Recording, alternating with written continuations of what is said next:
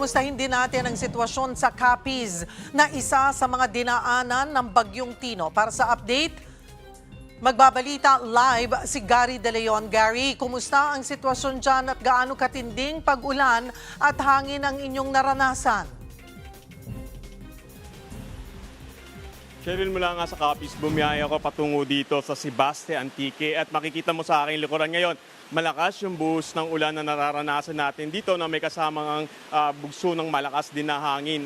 Medyo ito na yung hinihintay natin, no, mga nakarang araw pa nang magpunta nga tayo sa lugar na to. Ngayon pa lamang namin nararamdaman yung bugso ng malakas na ulan. Pero kanina sa pag-iikot nga namin mula nga sa area nga ng Capiz, patungo nga rito ay naging pabugsog-bugso nga yung pagbuhos ng ulan.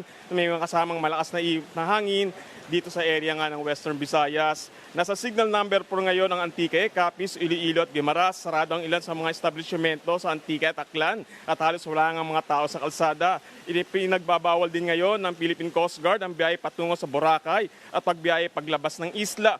Cancel lahat ng biyahe sa Katiklan Jetty Port at lahat ng daraanan sa Kagbang Jetty Port at Manok-Manok Malay Aklan o vice versa.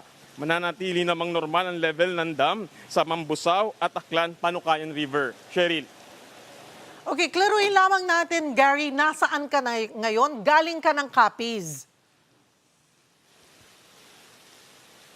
Tama, Cheryl. Oh. And you're now where? Andito kami ni Cheryl ngayon sa area ng Antique at kanina nga ay nanggaling kami ng Aklan.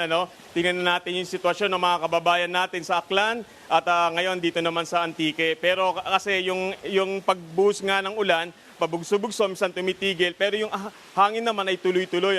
Karamihan ng mga kababayan natin, nagbistulang ghostan nga yung mga bayan na dinaanan natin dahil naalarma na sila, nang una na silang sinabihan ng mga LGU na may darating ang malakas na bagyo. Halos walang tao sa kalsada, tahimik ang lugar at sarado nga yung karamihan sa mga establishmento.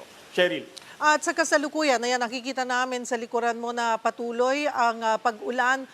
May mga gaano karaming mga kababayan natin ang nasa evacuation centers ngayon. May mga lugar ba na mataas yung tubig baha, mga binahang barangay? Ang maganda lang dito sa pagdaan ng bagyo nito, halos wala namang binaha pa na mga lugar dito sa area ng Capiz. Dito rin sa area kung nasaan kami ngayon ay wala pang reported na binaha. May mga sinasabing binaha ng mga bahay at natangayin ng mga ilog. At yung iba naman ay hindi pa gaano reported ng PDRMO. Wala pang official na report kung ilan ngayon na-evacuate. Pero sa Roas Capiz, higit 1,000 pamilya ngayon na-evacuate nila. Mas maaga yun sa inaasahan na pupunta sa mga evacuation center, lalo na yung mga nasa tabing dagat. Cheryl. Okay, nasabi mo na may mga inanod na bahay.